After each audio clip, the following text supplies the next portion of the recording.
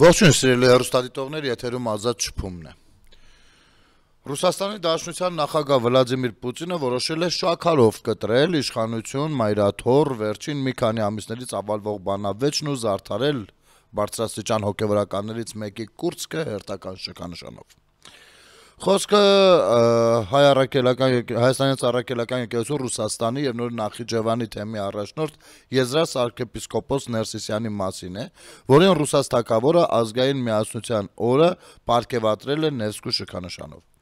Հատկանշական է, որ հիշյալ հոգեվորականը, որը հիշեցնենք Կտրիչ Ներսիսյանի եղբայրն է,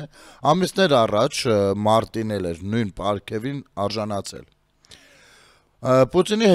հրամանագրի տեքստում նշվում է, որ պարգևը տրվում է Ներսիսյանի ՌԴ նախագահին առընթեր կրոնական միավորումների հետ փոխգործակցության խորհրդի գործունեության ապահովման գործում ունեցած մեծ ներդրման համար։ Փաստորեն մեկ տարվա մեջ Եզրաս arczepiskopos-ը 2 անգամ է միևնույն շքանշանով պարգևատրում միևնույն նախագահի կողմից, ինչը ինչ խոսք վկայում է շքանշան ստացողի հանդեպ առանձնահատուկ, եթե կուզեք, սպեցիֆիկ վերաբերմունքի մասին, քիմիակա էլի։ Նշենք, որ Նևսկու շքանշանը շնորհվում է հայրենիքին մատուցած հատուկ ծառայությունների, բազմամյա բարեխիղճ ծառայության, ՌԴ միջազգային հեղինակության ամրապնդման, երկրի պետական շահերի պաշտպանության, պետության հզորացման, անվտանգության, տնտեսական եւ մշակութային զարգացման ոլորտներում նշանակալի հաջողություններ ունենալու համար։ Պուտինը, նշենք, տարբեր ժամանակներում Նևսկու շքանշանով է պարգևատրել տարբեր գործիչների, այդ թվում հայազգի, մասնավորապես ՌՏ հեռուստաալիքի գլխավոր հայազգի խմբագիր, բայց Հայաստանն ու ՀՀ ժողովրդի կողմից ընտրված իշխանության նատող ու ծաղրող ՀՀ-ում անցանկալի անձ համարվող Մարգարիտա Սիմոնյանին, Բելարուսի նախագահ, Հայաստանի մասին արհամարհանքով խոսող Ալեքսանդր Լուկաշենկոին, ծննդյան 60-ամյակի առթիվ ռուս պրոպագանդիստ, ագրեսիվ հակաիշխանական, ՀՀ-ում անցանկալի անձ համարվող մեկ այլ սուբյեկտի Վլադիմիր Սալավյովին, 2014-ին հայկական արմատներ ունեցող ու Լեռնային Ղարաբաղի խնդրի կարգավորման հայամետ պլանի հեղինակ արտգործնախարար Սերգեյ Լավրովին 2010-ին։ Հատկանշական է, որ Գարեգին Բեի եղբոր պարգևատրման ավետիսով իր ֆեյսբուքյան էջում կիսվել է ՀՀ-ի դեմ քարոզչական պատերազմի վետերաններից մեկի՝ Կարաչենկոյի տեղական կանտորայի ներկայացուցիչ ռուսաստանցի Միկա Բադալյանը, հայտնի որպես Բուրգեր Միկա։ Վերջինս նկատենք բացահայտել է Ռուսիո պրեզիդենտի հայ arczepiskopos-ին պարգև շնորհելու մոտիվը, դրդապատճառը։ Ըստ Բադալյանի մեկնության, հենց այն պահին, երբ Փաշինյանը փաստացի պատերազմ հայտարարեց, հայ առաքելական եկեղեցուն Վլադիմիր Պուտինը հրամանագրով պարգևատրեց Եզրաս arczepiskopos-ին։ Ցուցիչ է, այնպես չէ, սա ցայտուն օրինակ է, թե ինչպես է վարվում իսկական քրիստոնյան եւ ինչպես է վարվում անաստվածը, որը իր հոգին վաճառել է սատանային։ Իրոք խոսուն ցուցիչ է, երբ մեկ տարվա մեջ երկրորդ անգամ են միևնույն հայ բարձրաստիճան հոգեվորականին պարգևի արժանացնում։ Մեկ այլ փորձագետ էլ, այս անգամ հայաստանցի իրանագետ, ԱԱԾ նախկին տնօրեն, կադրային չեկիստ Արտուր Վանեցյանի կուսակցության ներկայացուցիչ Վարդան Ոսկանյանը նույնպես պարգևատրման ակտը մեկնաբանել է մայրաթոռի թիկունքին կանգնելու համատեքստում։ Մեծ տերությունները ոչինչ հենց այնպես չեն անում։ Ակներև է, որ Հայաստանից առաքելական եկեղեցի նոր Նախիջևանի եւ Ռուսաստանի թեմի առաջնորդ Եզրաս arczepiskopos Ներսիսյանի պարգևատրումն անձամբ Ռուսաստանի նախագահի կողմից անուղղակի, սակայն բավական թափանցիկ ակնարկ է ռուսական կողմի դիրքորոշման։ Եթե սրան գումարենք, որ Եզրաս սրբազանը նաեւ վեհապարի հարազատ եղբայրն է, ապա պարզ է, որ մայրաթոռն ունի լրջագույն արտաքին աջակից, ինչը բնականաբար ուժեղացնում է նրա դիրքերը այժմյան պարբերական թիրախավորման պայմաններում, ասել է նա։ Պերճախոս ցուցմունքներ են, ինչ խոսք, որոնց հեղինակները իրենց բերանով ազդարարում են, թե ովքեր են հայ եկեղեցու արտաքին հովանավորները, իսկ գուցե նաև ուղղորդիչներն ու թելադրիչները։ Միայն թե Ոսկանյանին պետք է խնդրել բացել փակագծերը, հենց այնպես չեն անումի իմաստով։ Նկատենք, որ Հայաստանի Հանրապետության վարչապետ Նիկոլ Փաշինյանի հրաժարականը սեփական դեմքով ու իր arczepiskoposների բերանով պահանջած Գարեգին Բ-ն նույնպես Ռուսիա թագավորի կողմից պարգևի արժանացել 2022-ին։ Պատվո շքանշանի այն տարին, երբ Արցախը շրջափակվեց։ Ռուսաստանի եւ Հայաստանի միջև մշակութային եւ հումանիտար կապերի զարգացման գործում ունեցած մեծ ավանդի համար։ Հետգրություն։ Իդեպ Եզրաս arczepiskopos Ներսիսյանը հարցազրույց է տվել եւ անդրադարձել Հայաստանում հոգեվորականների թիրախավորմանը։ Բոլոր ժամանակներում սկսած մեր Տեր Հիսուս Քրիստոսի երկրային կյանքից մինչև մեր օրերը Քրիստոսի հետևորդներին հալածել, թիրախավորել, վարկաբեկել են անհավատները, չարամիտները, արծաթասեր ու դավաճան իշխանավորները։ Պատմությունը վկայում է, թե ինչ հալածանքների են ենթարկվել մեր հայերից շատերը՝ Սուրբ Գրիգոր Լուսավորիչը, Սուրբ Ներսես Մեծը, Սուրբ Գրիգոր Նարեկացին, Մաղաքի arczepiskopos Օրմանյանը, Խրիմյան Հայրիկը, Խորեն Մուրադբեկյան կաթողիկոսը, ներկայիս վեհապար հայրապետը, նայեք ում կողքն ա դնում Կտրիչին Ներսիսյան, մեր սրբազան հայրերը ազգային բարերար Սամվել Կարապետյանը, բազում նվիրյալներ, ինչպես նաև համաքրիստոնեական Սուրբ Հովհան Ոսկեբերանը, ով ասել է. «Հեռու մնացեք չարալեզու մարդկանցից, ինչպես թունավոր իժերից, որովհետև նրանք նման են այն կոյաբզեզներին, որոնց ապրելու համար անհրաժեշտ է թրիքը»։ Մտքի հեղինակը հավելել է նաև, որ ինքը նախընտրում է ոչ թե իրեն վարկաբեկողներին չարին չարով պատասխանել, այլ գործ անել, գործն է իմ պատասխանը։ Եզրաս Ներսիսյանը հուսանք տեղյակ է, թե իր կողմից թվարկված հոգևորականներից մասնավորապես Խորեն Մուրադբեկյանն ինչ ճակատագրի է արժանացել։ Նա ի գիտություն անտեղյակների 1903 թվականի հունիսին եկեղեցական կալվածքների եւ ունեցվածքի բռնագրավման ժամանակ ցարական իշխանություններին դիմադրություն ցույց տալու համար ձերբակալվել եւ աքսորվել է, իսկ 1938 թվականին Վեհարանի իր բնակարանում խեղտամահ է արվել թունավոր իժերի, այսօր Ներսիսյան եղբայրների շքանշաններ շնորհած նախագահի քաղաքական նախորդների, կոմունիստների, պետանվտանգության ծպտյալ գործակալների կողմից։ Այդ նույն իժերը կամ անհավատները նկատենք արգելեցին նոր կաթողիկոս ընտրել։ Իդեպ, կոնստրուկտիվ մի առաջարկ ունենք թե Եզրաս Ներսիսյանին, թե նրա ամենայն հայոց կաթողիկոս եղբորը։ Հաջորդ անգամ Պուտինի հետ հանդիպելիս ու նրա ձեռքից պարգև ստանալիս քաջություն ցուցաբերել ու նրա առաջ դնել կաթողիկոս Մուրադբեկյանի սպանության գաղտնազերծման հարցը։ Այսա կլինի գործ անել, մինչև այժմ արված թերևս լավագույն գործը։ Հիմա մի փոքր վերև բարձրանանք էլ այս թեմայով, հա։ Շատ հետաքրքիր հոդված է, շնորհակալություն հոդվածի համար, միջայլոց ծավալուն հոդված էր, ինչպես հասկացաք, ու բավականին փաստերով ասես լցված։ Հիմա գանք այն մտքին, թե տեսեք Հայաստանի իշխանությունները դուրս են եկել եկեղեցու դեմ, իսկ Պուտինը պաշտպանում է մեր եկեղեցին կամ, չգիտեմ, թիկունքին կանգնած է։ Վերջերս Օրբելի ֆորումի ժամանակ Փաշինյանը ելույթով հանդես եկավ ու բավականին հետաքրքիր մտքեր էր հնչեցնում մտորելու տեղ տալով։ Ինչ շատ հետաքրքիր է, այս կադրային չեկիստները, օտարների ծառաները լսել են այդ ելույթը, եզրակացություն արել են իրենց համար կամ ասելիք ունեն այդ ամեն ինչի հետ կապված, թե ոչ, թեկուզ քննադատող մոտեցում, թե չունեն։ Որովհետև, ժողովուրդ ջան, այն ինչ որ հիմա անում է Ռուսաստանը, իբր մեր եկեղեցու համար, նույնը արվել է Օսմանյան կայսրությունում, նույն ձևով կզել են, դե, չէ, ես չեմ ուզենա այդ կզել բառը օգտագործել, անկեղծ եմ ասում, ես իրանց համար եմ ասում, որ իրենք հասկանան, էլի, դե համեմատականների մեջ իրենց պատկերացումները բավականին քառակուսի է, ուզում եմ այդ քառակուսիների մեջ տեղավորեմ, որ ըմբռնեն։ Իսկ եթե մեզ համար ասեմ հետեւյալը, երբ որ մենք եղել ենք կայսրությունների մեջ, հա, չենք ունեցել պետականություն, կայսրությունների մեջ մենք եղել ենք, համարվել ենք քրիստոնյաներ, անգամ հայեր չենք համարվել շատ դեպքերում։ Համարվել ենք լավ հայեր, ովքեր տեղաբնակ, էթնիկ բնակչություն, այսպես ամենատարբեր ձևակերպումներով։ Մենք եղել ենք կայսրության ներկայացուցիչ։ Մեր հայերից երեխաները, տղաները գնացել են, զորակոչվել են բանակ,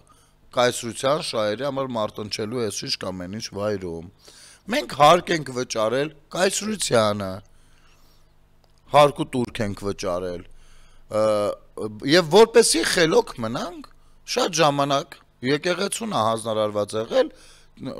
այս բառը թույլ տվեք ասել, տիրություն անել այդ մարդկանց, ասենք մենակ մեզ չէ։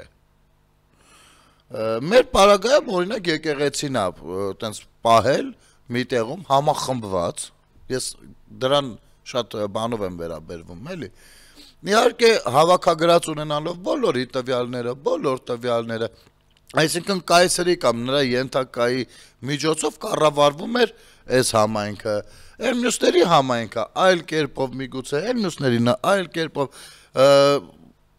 տարբեր է եղել։ Եվ խոսքը միայն Օսմանյան կայսրության մասին չի բնականաբար։ Եվ հարց է այստեղ առաջանում. կայսրը թույլ կտար, որ եկեղեցուն մի բան լիներ, թեկուզ Օսմանցին։ Չեմ կարծում, որովհետև դա կառավարման մեխանիզմներից մեկն է, որովհետև իր կայսրությունը պահպանելու համար պետք է որ ներքին խռովություններ չլինեն։ Օրինակ հիմա Ռուսաստանի Դաշնությանը պետք չի, որ չգիտեմ, չեչենները այնտեղ գլուխ բարձրացնեն, այն մյուսները այնտեղ գլուխ բարձրացնեն, չէ՞, պիտի իր ներկայացուցիչները լինեն, կարողանան լեզու գտնել եւ ինքը կարողանա պահել այդ համայնքներին։ Բազմիցս են նրանք շեշտել, որ միլիոնից ավել հայ է ապրում Ռուսաստանում։ Ոստի Ռուսաստանում պետք է այդ միլիոնից ավել ապրող հայերին մեկը լինի իրենց սրտով, որը որ համ ընդեղի ապրողների մասով կլինի հարմար, համ իրենց համար կլինի հարմար։ Վերջ, այս պարագայում ոչ միայն եզրացն, այլ նաև որոշ օլիգարխներ, ովքեր որ FSB-ի կրունկի տակ են, ինչպես նաև Սամվել Կարապետյանը, ով հասցրեց փախնել գալ Հայաստան, այն էլ Ռուսաստանից չէ իմիջայլոց, ու ունես մի հատ բան ասել, ուզում էր այստեղ գերազանցիկ դառնալ, որպեսզի հարցերը լուծվեին Ռուսաստանում, այն էլ այնպեսի բան ասեց, հենց սկզբից ամեն ինչ խառնվեց իրար, իսկ մեր արտաքին հետախուզությունն էլ երևի թե ուներ որոշակի տվյալներ։ Հիմա այս նույն բանը, երբ որ ասենք Օսմանցին մեր հետ ուզեցել է մի բան, այս նույն ձևով պաշտպանել է մեր եկեղեցին ու մեզ համոզել են, թե ամեն ինչ լավ է մեր կյանքում։ Տեսեք, մեր թիկունքին կանգնած են։ Հավատացեք, աշխարհում ոչ մեկին հետաքրքիր չի կանգնի հայաստանյաց առաքելական Սուրբ եկեղեցու թիկունքին, եթե չունի դրա մեջ շահ եւ կամ դրան չի վերաբերվում որպես գործիք հայ ժողովրդի ու հայկական պետականության դեմ իրագործելու։ Այսինքն այդ նույն կայսրություններում եկեղեցին են դերներ խաղում, նաեւ չեմ ասում բոլոր քահանաները, կրոնավորները, բայց նաեւ են դերներ խաղում, որպեսզի հայ մարդը պետականություն ունենալու մասին չմտածի։ Տեսեք, մոտ 5-600 տարի եղել ենք Օսմանյան կայսրության, տիրապետության տակ եւ որևիցե անգամ չենք մտածել մեր պետությունը ունենալու մասին, չենք մտածել։ Արևելյան Հայաստանի հատվածում որոշակի ընդվզումներ եղել են։ Այն էլ երևի դարձյալ պայմանավորված է եղել ռուս-իրանական հարաբերությունների մեջ, որպեսզի երկրորդ ճակատ բացվեր եւ այլն։ Բայց Օսմանյան կայսրության պարագայում մի փոքր այդպես չի։ Կարող առանձին գործիչներ որոշ բաներ ուզեին անեն, բայց այդ մտքերը խեղդվում էին հենց օրորոցում։ Հիմա ասում ենք Ռուսաստանի Դաշնությունում տեսեք ինչերի հայրենիքին մատուցած բաների համար, այսինքն կարողացել է եզրասը հաջողել է 6000 հայ մոտավորապես մատաղ անել Ուկրաինայում, մատաղ անել։ Դա նշանակում է, որ երևի մի 60000 հայ այնտեղ կռվում է, եթե ոչ ավելին։ Դուք տեսեք իր հայրենիքին ինչեր է մատուցել։ 44 օրյային նման բան չի արել, ոչ մի նման բան չի արել։ Եվ այս անձնավորությունը հայկականության հետ չի կարող որևիցե կապ ունենալ բնականաբար եւ հետեւաբար։ Հայրենիքին մատուցել է ծառայություն։ Հիմա ես մի հետաքրքիր նյութ եմ ուզում ընթերցել, սրանից հետևություններ անենք, էլի։ Ռուսաստանի եւ նոր Նախճավանի թեմի առաջնորդ Եզրաս arczepiskopos Ներսիսյանը խոսել է Ռուսաստանի եւ նոր Նախճավանի հայոց թեմում եկեղեցու ձեռքբերումների մասին եւ արձագանքել Հայաստանում հոգեվորականների թիրախավորմանը։ Սրբազան հայր, ինչ նպատակով եք օրեր առաջ Դոնի Ռոստով եկել։ Իրենց էջից եմ սա կարդում։ Դոնի Ռոստովը հին հայկական գաղթօջախ է։ Քաղաքը, որտեղ ապրում են մեծաթիվ հայեր, հայկական դիմագիծ ունի։ Այստեղ գործում է հայկական հին ու նոր 7 եկեղեցի։ Հայորդաց տներ, երիտասարդական միություններ, հայկական թանգարաններ։ Այցի ընթացքում հանդիպում ունեցա պատվարժան հայերի հետ, քննարկեցինք մի շարք կազմակերպչական, այդ թվում վերջերս ՌԴ իշխանությունների կողմից թեմին հոգևոր կրթական հաստատության պատմական շենքի վերադարձի եւ հետագա գործունեության հարցը։ Թեմա Իմիջայլոց այնտեղ 6000 հոգի զոհել է, որպեսզի կրծքին շքանշան խփի։ Սա հայերին ասեմ, ձեզ հայերիդ եմ ասում, Ռուսաստանում ապրող սիրելի ընկերներ, հայրենակիցներ, ձեզ տանում է զոհելու, որպեսզի Պուտինի մոտ կանաչ գրիչով պցիշկա ստանա։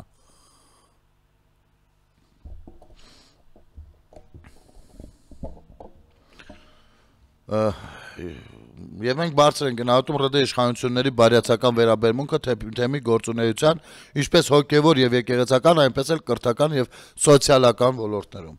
Շենքն ինչ նպատակի համար է ծառայելու։ Մեզ տրամադրված շենքի շուրջ 4000 քառակուսի մետր տարածքը նախ եւ առաջ կարոտ է նորոգության, որոշ աշխատանքներից հետո այն կծառայի Դոնի Ռոստովի հայերի կրթադաստիարակչական կարիքներին։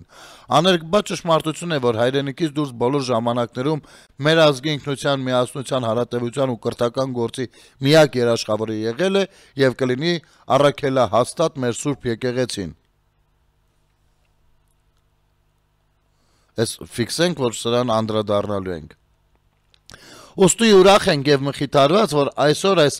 գիտակցումով Ռուսաստանաբնակ հայերը կառուցում են եկեղեցիներ եւ դպրոցներ։ Եթե նախկինում թեմում գործում էր 8 եկեղեցի, ապա վերջին 20 տարվա ընթացքում մեզ հաջողվել է աղոթատեղիների թիվը հասնել 80-ի, որոնցից կառուցվել են կիրակնորյա դպրոցներ, ստեղծվել եկեղեցասեր երիտասարդաց միություններ։ Ի մասնավորի կուզեմ առանձնացնել Մոսկվայի եկեղեցու Հովանու ներքո գործող Սուրբ Գրիգոր Նարեկացու անվան եզակի միջնակարգ կրթօջախը, Հայորդաց տունը 600 աշակերտով եւ Սանկտ Պետերբուրգի նորաբաց հոգեվոր ճեմարանը։ Ասեմ նաեւ, որ անմիջապես եկեղեցական համալիրի տարածքում է գործում հարուստ մշակութային ցուցանմուշներով բացառիկ Տապան թանգարանը, որը Ռուսաստանի թանգարանների միության պատվավոր անդամ է։ Սրբազան հայր, մամուլում քննադատության թիրախում երբեմն հայտնվում եք նաեւ դուք, որտեղ ձեզ դատապարտում են, ինչ որ մութ արարքների մեջ։ Այս ամենին սակայն պատասխան չի տրվում։ Ինչու՞։ Անիմաստ եմ համարում արձագանքել, քանի որ բոլոր ժամանակներում սկսած Տեր Հիսուս Քրիստոսի երկրային կյանքից մինչև մեր օրերը, դե սա արդեն կարդացի, հա, նախորդիվ։ Եղել է 7 եկեղեցի, հիմա 80 աղոթատեղի է, ինչով որ պարծենում է բանը, եզրասը։ Եվ գիտեք, սա միայն եզրասի խնդիրը չի, սա գրեթե բոլոր գաղթօջախներում էս խնդիրը կա, եւ մեր հասարակության ուղեղում նույնպես էս խնդիրը կա, ինձ ներառյալ, հա, որ չստացվի թե ես ինձ ինչ-որ կերպ անջատում եմ էս ամեն ինչից։ Ուրեմն, ինչի մասին եմ խոսում, խնդիրը որն է։ Եթե դու ասում ես, որ 7 եկեղեցի էին, հիմի դարձել են 80 աղոթատեղի, դա նշանակում է, որ հայրենիքից, պետությունից, Հայաստանի Հանրապետությունից ավելի մեծ թվով հայեր են դուրս եկել։ Որ հայ համայնքը ավելի մեծացել է։ Գիտեք, սա ցավալի բան է։ Սա գլուխ գովալու բան չի։ Առավել եւս, եթե հաշվի առնենք, որ ապագայում էլ այդ եկեղեցիները հո չեն բարի գնալու, չէ՞, պետքա պահվեն։ Ռազմավարությունը գծած է այնպես, որ եկեղեցաշինությունը մեծանա օտար ափերում, ապա դուք ստեղծում եք դրանով ինչ որտեղ նաև արգելք, ստեղծում եք այդ վայրում այնպիսի պայմաններ, որ մարդը ոչ մի բանի պակաս չկա ու չցանկանա վերադառնալ Հայաստան։ Վերջնական կապը կտրի։ Այո, այստեղ շատ նուրբ գիծ կա մի հատ, ժողովուրդ։ Ես չեմ ասի եկեղեցաշինությունը վատ բան է, ես ապուշ չեմ նման բան ասելու։ Բայց եթե դու զարգացնում ես դա օտար երկրներում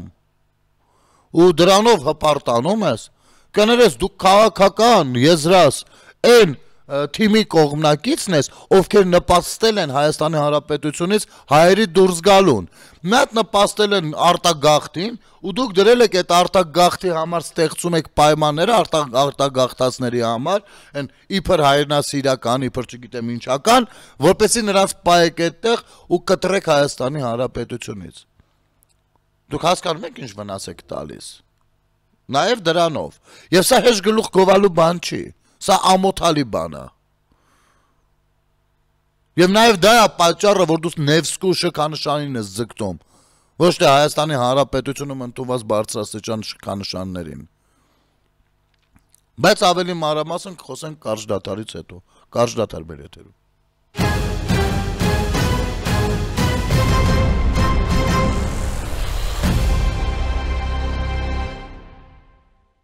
Վերադառնանք սիրելի հեռուստադիտողներ։ Ես ասեցի, չէ՞ թե մի բան կա, պիտի անդրադառնանք դրան։ Ասում է, այստեղ գործում է հայկական 5 ու նոր 7 եկեղեցի, հայորդաստաներ, երիտասարդաց միություններ, հայկական թանգարաններ։ Այդ ընթացքում հանդիպում ունեցա պատվարժան հայերի հետ, քննարկեցինք մի շարք կարգավորումներ, մի րոպե, միշտ էլ մեր եկեղեցին, հա, հեսա։ Ասում է,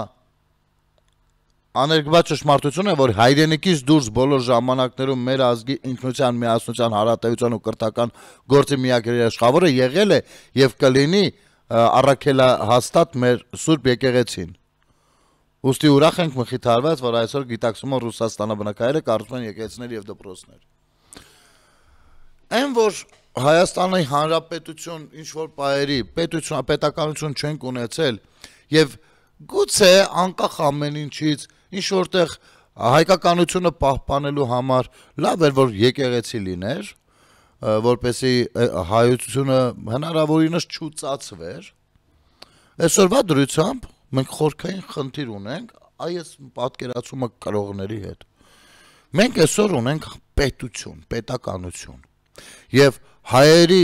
ուծացումը այլ երկրներում կանխելու միակ տարբերակը այդ մարդկանց հորդորելն է, որպեսի գան ու ապրեն իրենց պետականության շրջանակներում։ Հիմա հարց եմ ես տալիս, անունը դրել եք իբր հայապահպանման, գիտեք ես երիտասարդ տարիներից հայապահպանական գործունեություն ինքս էլ ծավալում էի, տենց հայրենասիրական բաներով, նկրտումներով, ասում էի հայությանը պետք է այստեղ, քանի որ եկել են արդեն վերջ պետք է չգիտեմ, գրադարան ստեղծել, պետք է հայկականությունը լեզուն պահպանելու համար դպրոց, անգամ թատրոն եմ ստեղծել,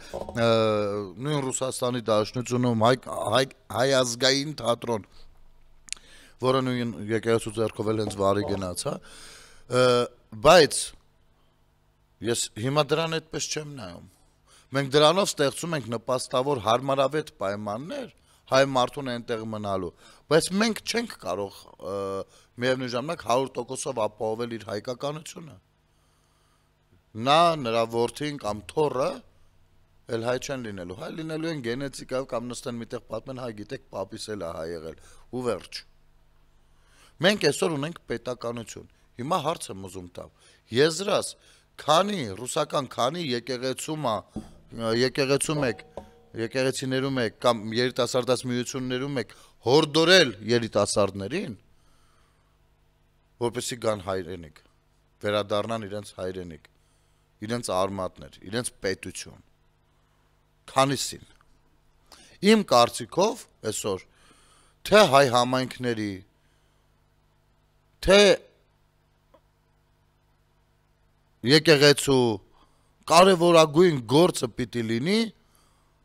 ներկայացնել Հայաստանի Հանրապետությունը ինչպիսին կա ճոխացնելու բան պետք չի մեզ եւ հորդորել երիտասարդներին, այո, կապվել մայր հայրենիքի հետ, կապվել ոչ թե այդտեղ նստած եկեղեցիներում մոմ վառելով, ոչ թե այդտեղ երիտասարդաց միություններ այցելելով, այլ Հայաստան այցելելով, Հայաստան փորձել արմատ գցելով, փորձել սերմ գցելով Հայաստանում եւ քիչ-քիչ վերադասավորվել այստեղ հայրենիքում։ Քանի այդպիսի ինչ ծրագիր է կարել, քանի նման խոսույթ է եղել։ Տարեցները արդեն մի փոքր այլ է, կամ ցեղասպանությունից մազապուրց եղածների ժառանգներին մի փոքր այլ է, բայց այսօրվա երիտասարդները, ովքեր գուցե մի մասը ծնվել մեծացել են այդտեղ, բայց նրանց ծնողները Հայաստանից են դուրս եկել, նրանք դեռևս վերադառնալու շանս ունեն, նրանք դեռևս բավականաչափ օտարացած չեն մայր Հայաստանից։ Դուք ինչ եք արել այդ ուղղությամբ։ Ոչինչ։ Բացարձակ ոչինչ։ Ճիշտ հակառակ, դուք քանդում եք հայկական պետականությունը, զրկելով նրան իր սերունդներից, գողանում եք այդ սերունդներին ու պահում ձեր մոտ, որպեսզի ձեր մշտնջենականությունը ապահովեք, որպեսզի այդ երիտասարդները կապվեն եկեղեցու, դուք դրանից ձեր օգուտը գիտեք որն է, որ ձեզ փող տան, որ գան մոմ վառեն, որ գան կնունկ ծնունդ լինի, հարսանիք լինի, պսակադրություն, դուք մի ամբողջ ազգի ժողովրդի արմատները ջնջում եք, որպեսզի մենակ նրա համար որ փող աշխատեք։ Այս է խնդիրը։ Դուք իրական հայկականություն, պետականություն կարողներ չեք։ Դուք ժամանակավոր խոպանչիներ եք։ Ու ոչ մի բանով չեք տարբերվում այն մարդուց, ով որ գործ չլինելու արդյունքում ընտրել է գնա մի 6 ամիս, 8 ամիս, մի տարի աշխատի վերադառնա։ Եվ պիտի ստեղծվի Հայաստանի Հանրապետությունում պայմաններ, որպեսզի դա էլ տեղի չունենա։ Դա էլ տեղի չունենա։ Մենք կարող ենք այստեղից, մենք կարող ենք մեր միտքը այդ երիտասարդներին, որ չգողանանք, կարող է Հայաստանի Հանրապետությունը ունենա այնպիսի փայլուն ապագա, որ այստեղից մարդիկ գնան դասավանդելու, ոչ թե գնալ բանվորի գործ անելու։ Չէ, ամենայն հարգանքով բանվոր ժողովրդան, ես բանվոր մարդու տղա եմ, ես 1000 անգամ եմ դա ասել ժողովրդան, բայց ես խոսում եմ, թե մենք որտեղ աշխարհին պետք պիտի լինենք։ Մենք չպիտի աշխարհին պետք լինենք ծառայության ոլորտում, մենք աշխարհին պիտի պետք լինենք այս է նշանակում վերադարձ արմատներին, այնպես ինչպես որ եղել է միշտ։ Սիրում ենք խոսել պատմությունից, բա մի հատ նայեք այդ պատմության մեջ, բա ոնց է եղել։ Մի հատ նայեք նամակագրություններն ինչպիսին են եղել, երբ որ խնդրում էին մեր թագավորներին կամ առաջնորդներին, հայ, որպեսզի իրենց էլի ուսուցիչներ ուղարկեն։ Իսկ աշխատուժ ամեն տեղ այդ աշխատուժը էստեղ է պետք։ Եվ գիտեք ինչ, Հայաստանի Հանրապետությունում այսօր կառուցապատումը ենթակառուցվածքներից սկսած դպրոցաշինությունից վերջացած այնքան աշխատողի կարիք կա, այնքան գուցե այդքան չեն վարձատրում որքան Ռուսաստանում, գուցե այդքան չեն վարձատրում որքան Ամերիկայի Միացյալ Նահանգներում, բայց վարձատրում են այնքան, որ կարելի է մնալ Հայաստանի Հանրապետությունում եւ այդքան հեռու չլինել ընտանիքից, մնալ զուգահեռաբար ընտանիքի գլխին։ Ես չմասնատել ընտանիքը, չկոտրել ընտանիքը։ Ես այս վերջերս մի քիչ շուտ եմ նայում այդ սպասիր ինձ հաղորդումը, դա ինչ է։ Դա ինչ է։ Դա ինչի արդյունք է, լավ, եկեք այսպես նայենք։ Սին եղբայրասիրություն, չգիտեմ ուրիշ ազգերի հետ, այս սրա արդյունքն է։ Դե ինչ տարբերություն, Հայաստանում ենք, թե Ռուսաստանում, թե Ադրբեջանում, սա մեր բոլորի մեծ երկիրն է, այս սրա արդյունքն է։ 100,000-ով մարդ է այդտեղ կորել գնացել որպես հայ, որպես հայ մեռած են նրանք։ Ուսած բաներից չենք ուզում խոսել։ Եվ այս ամեն ինչին այսօրվա դրությամբ նպաստում են այսպես մտածողները, ովքեր ոչ մի անգամ երիտասարդների առաջ խորհրդով հանդես չեն եկել։ Քարոզով հանդես չեն եկել։ Ովքեր չեն ասել, գիտես ինչ, երիտասարդ։ Հայաստանում էլ եկեղեցի կա, եթե դու եկեղեցու մասին ես մտածում։ Բայց պետություն որպես ընտրիրն է։ Մենք այստեղ ենք, թող ոչինչ։ Մերը արդեն վարյա գնացել, որովհետև 30 տարի կերել են։ Այդ 30 տարիների հետ բերելը անհնար բան է։ Մի րոպե կյանքից հետ չես կարող բերել։ Մի վարկյան չես կարող հետ բերել։ Վարկյանը թռավ։ Այդպես 30 տարին է թռել։ Բայց եկեք նենց անենք էլի տարիներ չթռնեն։ Եկեք ցանկացած պետություն ամուր է իր երիտասարդներով։ Այսօր մտել թունավորում եք երիտասարդներին հենց այստեղ Հայաստանում, համալսարաններում։ Չգիտես ինչեր կեղծ հայրենասիրական բաներ քարոզելով, կեղծ հայրենասիրություն, որևիցե մեկը գործով աչքի չեք ընկել։ Որևիցե մեկը ինքնահայեցման չեք ենթարկել ձեզ։ Եվ այո, Փաշինյանը ճիշտ է ասում։ Հիմա մենք անընդհատ ուզում ենք մտնենք պատմության գիրկը, թե ուզում ենք պատմություն ստեղծենք։ Մատ եկեք տեսնենք ով ենք մենք։ Մենք եղել ենք, գիտեք, երբ որ մենք ծովից ծով ենք, խի այդ 4000 տարվա մեջ այդ մի հատ 40 տարին, հա դուրները տեկել։ Մեկ 100-րդական մասը։ Իսկ եթե հանկարծ աշխարհը ասի դե եկեք գնանք պատմության գիրկը ու գնանք պատմության այն դրվագիկ, այն մյուս 40-ի մեջ կամ 400-ի մեջ, որտեղ որ մենք առհասարակ պետություն չենք ունեցել։ Նորմալ է լինում դա։ Այդ ծովը ինչ, ի սկզբանե մինչև այս վերջերս մերն է եղել։ Կամ այդ ծովի մեջ ուրիշ պետություններ չեն ենթարկվել մեզ։ Այդքան տեղն ենք սիրում, որովհետև այդքան տեղն է պրոպագանդայի ենթարկած միայն։ Բայց մենք այո, անտեսում ենք այն արքաներին, ովքեր որ ում շրջանում որ պատերազմ ռազմական գործողություններ, նվաճումներ չեն եղել։ Անտեսում ենք, ինչու՞։ Խաղաղություն պահելը այդքան հեշտ է եղել։ Այդքան հեշտ է եղել։ Մեզ համար հերոսները, որովհետև մեր ուղեղը լցրել են, որ հերոսը միայն պատերազմ մղողն է եւ պատերազմում աչքի ընկնողն է։ Ոչ, այ հերոսները նաեւ են խաղաղություն ապահովողները, ովքեր կարողացել են անել այնպես, որպեսզի ոչ մեկի մտքով չանցնի հարձակվել հայքի վրա եւ հայքն էլ իր հերթին չհարձակվի որևիցե մեկ խնդիր չառաջացնի։ Սա նույնպես գործունեություն է հերոսական։ Իհարկե, երբ որ հարձակվել են մեր վրա, մենք ավելի հակված ենք նրանց, ովքեր որ հերոսամարտերով աչքի են ընկել, բայց մի հատ կարող ենք նայել տեսել, իսկ այդ որտեղ ենք թերացել, որ հարձակվել են մեզ վրա։ Ինչ է ինչի ստացվել։ Այս ամեն ինչը, որ ամեն մեկը որոշել է, որ ինքը իբր հայրենասեր է, չի նայել վաղվա օրվան, նայել է պատմությանը։ Մենք մինչև հիմի նայում ենք պատմությանը։ Անգամ պատմությունը չիմանալով ենք շատ դեպքերում նայում պատմությանը։ Ամենաաբսուրդն ու ծիծաղելին սա է։ Ամենաանհասկանալին սա է, որ պատմությունը չգիտենք ու նայում ենք, լսել ենք 2-3 հատալուն 4 հատ դեպք։ Վերջ, դա մեր պատմությունն է, գումարած այս ամեն ինչն էլ մենք առաջին ենք քրիստոնեությունը ընդունել ախպեր։ Վերջ։ Սա մեր պատմությունն է։ Իբր շատերի ըմբռնումով։ Ու երբ որ խոսում ես, իրանք գնում են այդտեղ։ Իսկ աշխարհը ուրա մնում։ Իսկ ուրա մնում են 100-ամյակները, որտեղ որ չես ունեցել պետական միավոր։ Կամ դու հիմա ինչ ես անում։ Դու ուզում ես պատմությունով ապրողը լինես, թե պատմություն ստեղծողը լինես սերունդներիդ համար։ Ուրեմն գնա ստեղծելու ճանապարհով։ Բոլորը խոսում են 26 թվին, գիտեք, բանա, սրանք խաղաղ, մենք ինչ են անում։ Ասում են, չէ, մենք էլ ենք խաղաղության կողմնակից, որովհետև հասկանում են, չեն կարող ասեն խաղաղության կողմնակից չեն։ Բայց ու բայցեր են անում։ Ասում ես, լավ, ինչ բայց ուզում ես ասա, միջոցն ասա, ոնց ես անելու։ Ընտրվենք կանենք։ Այդ նույն ձևով 20-21 թվերին էին անամոթաբար ասում։ Մենք գերիներին կբերենք, ասում ենք, լավ, ոնց ես բերում։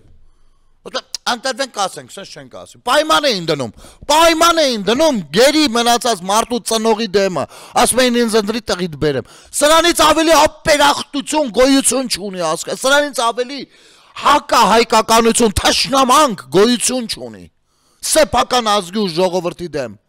Ու սրանք բոլորը մեկ են, նույնն են։ Նույն արժե համակարգը կրում են, սրանք ատում են մեր ժողովրդին։ Սրանք չեն ընկալում ինչ է ժողովուրդը։ Սրանք գալիս են, մեզ դնում են անասունի տեղ ու խորքային անասունով էլ բնութագրում։ Ու մենք Պուտինից դաբրո ունենք, մենք պիտի ընտրվենք։ Լսի, դաբրո տվողը ես եմ։ Քաղաքացին է։ Եվ այս դրա համար ժողովուրդը նաև սահմանադրությունը չի կարողանում, չի ցանկանում ընկալել։ Իրավունքներն ու օրենքները չի ցանկանում ընկալել։ Ասում որովհետև դա ապրոներով է։ Որովհետև հեսա սահմանադրության մեջ գրած է, որ ես պիտի ընտրեմ, մեզ բարձվում է դա ապրոյով է։ Ոնց վստահեմ էլ դրա հաջորդ տողին, այն մյուս հոդվածին, էլ ոնց վստահեմ։ Սրանք հենց այսպես կասկած սատանություն են լցնում մեր ուղեղները ու ասես քարուկա, բայց նայեք ինչ հայրենասիրական տող է, էլի մենք այստեղ ստեղծում ենք կրթօջախներ եւ օրոսում ես ջան։ Հետո նայում ես այ մարդ ինչի համար։ Իսկ դու ուրիշ բան կլինի, եթե դու այդ որ լցնում ես, երիտասարդներին փողոցից բերում ես այդտեղ Ռուսաստանում։ Նրանց նաև հորդորում ես, մեկ ընդմեջ, չեմ ասում քո ասածը լսելու են վերկենան գան, հարցը դա չի, բայց դու քոնը ասա, մեծ ծրագիր մշակել ես այդ ուղղությամբ, գոնե մի անգամ ասել ես երիտասարդներին, ինչ լավ է որ ստեղ եք, բայց իմ կարծիքով շատ ավելի լավ կլիներ, որ դուք Հայաստանում լինեք, ձեր բոլորիդ մայր հայրենիքում։ Ոչ, դու ներսկու շքանշան ես ստացել, դու ոնց կարող ես դա ասել, ներսկու շքանշան ստանալուց առաջ դու բավականաչափ մաքարել ես դրա համար, բավականաչափ ծառայություններ ես մատուցել Ռուսաստանի Դաշնությանը, եզրած Հայաստանի Հանրապետությանը, ինչ մի հատիկ ծառայություն ես մատուցել դու, ինչ մի հատիկ ծառայություն, դու ոնց կարող ես ներկայացնել հայկականությունը, դու ով ես, ու սա ես եզրասին միայն չեմ ասում, եզրասի դեմքով ասում եմ բոլոր հայկական թեմերի առաջնորդներին, հոգևոր առաջնորդներին, բոլոր, աշխարհի բոլոր, խնդիր կունենաք, կասեք ես ինքս կարող եմ անձամբ մոտենալ ձեր թեմեր, տեսնեմ ինչ ունեք հակադարձելու ասելիքից, բոլորս դրել են մորուքը պայրած, դրել են խորիմաս, չգիտեմ խորաթափանց ծերունեների իմաստունների դերում են, որ սարերում նստած բան, մտորում են, ասու էտ իպր ուղի կակում, իրենց պատկերացումներով, մենք էլ ոչ մի բան չենք հասկանում էլի, մենք ով ենք որ։ Ոչ ձեր տարիքը, ոչ ձեր ուսումը, ոչ ձեր ամագը, կես գրոշի արժեք չունի, են ամենչի առաջ, ինչ որ հիմա արվում է Հայաստանի Հանրապետությունում ու հանուն Հայաստանի Հանրապետության։ Դրանց խաղաղության պայմանագիր են քլնգում, այս չի խաղաղությունը, բա ասում եք խաղաղությունը, բա այս չի խաղաղությունը, բա ասում եք խաղաղությունը, ասպես մի րոպե, հլանդի մադիրներ, հլի մատ շունչ քաշեք, նստեք, ասենք թե, այս խաղաղությունը այնքան էլ լավ չի կառուցվում։ Ենթադրենք, դժվար է ենթադրելը, բայց ենթադրենք։ Դուք բացի ասելուց, որ այնքան էլ լավ չի կառուցվում, ունեք ասելիք, թե ինչպիսին նա ձեր պատկերացրած խաղաղությունը։ Իսկ դուք ինչ որ քայլով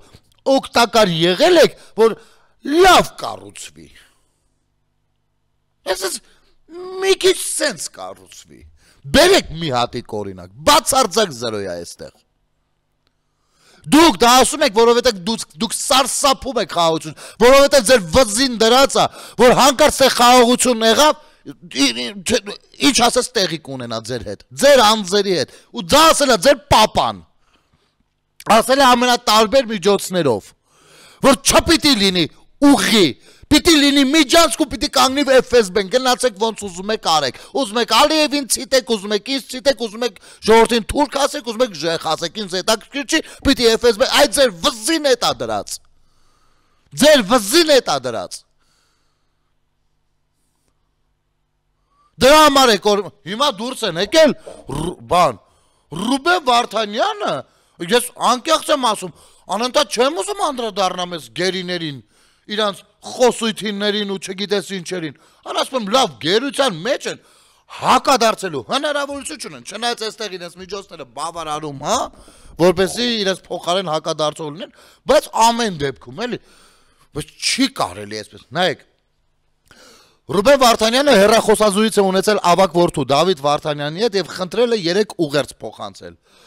Արցախը եղել է, կա եւ կլինի, ուղերձ համար 1։ Ուղերձ համար 2. Հավատա ինքդ քեզ, որպես Աստծո մի մասի բարության եւ լույսի։ Ուղերձ համար 3. Իսկական հերոսը նա է, ով կարողանում է հույս վառել այնտեղ, որտեղ հույսի շող չկա, նա ով դառնում է հենարան ուրիշների համար, երբ նրանք կորցրել են հավատը։ Ահա մարդ ասում ես 3 հատ ուղերձ, 3-ն էլ մեկից դու տես ինչ ասում։ Ցնդելու բան։ Ասես լավ, տեսնենք, այս ոնց ա եղել էլի, որ այս մարդը Բաքվի բանտից նման ուղերձ ա եղել։ Մեկ էլ ստեղ ինչ ենք տեսնում, տեսնում ենք մեզ արդեն ծանոթ կայքերը։ Ոնց են մեկնաբանում։ Բաքվի բանտից է ասել մարդը, իսկ այստեղ դուք վախեցաք։ Գնաց շարքում է։ Հիմա ասենք այս խմբագիրների Դավիթ Վարդանյանի, հա, մնացած կա մարդ, ով մտածում է, որ Բաքվի բանտից այս կալիբրի մարդը կարա ընտանիքի հետ խոսելուց մի բան ասի, ու դա չլինի հենց Բաքվի պահանջով։ Դες մարդ կա, դες միամիտ մարդ կա, կարա Բաքվի բանտից ասի Արցախը եղել է եւ կա, ու դա չլինի Բաքվի պահանջով։ Լուրջ եք խոսում, այս մարդը կարող է միամիտ ինֆարկտ ստանա, բա, հանկարծ տենց բան, եթե ինքնուրույն ասի։ Կարող է միամիտ մեկ էլ իրան կախի, չէ՞։ Բաքվի բանտն է դա, է։ Որտեղից չի վախենում ու սենց բաներ ասում, ասում եք մոլորեցնում։ Ու խիա հիմա ասում, որովհետև փորձում, այ որ ասում ենք խաղաղությունը խոչընդոտների հանդիպում, թե այստեղ, թե այնտեղ, այս սրա մասին ենք ասում նաև, սա միակը չի, սա հազարավորներից մեկն է, և այո, դժվարությամբ, բայց առաջ ա գնում, եկեք դուք են Քամու ու Մարակի պատմությունը մի հատ էլ հիշացնեմ, Քամին Մարակին ասում է Մարակ դուռդ բաց դարման բերեմ, ասում արի կլինի դու իմ դարմանը մի տար, քո բերածը քեզ մնա։ Եթերում ազատ շփումներ կհանդիպենք։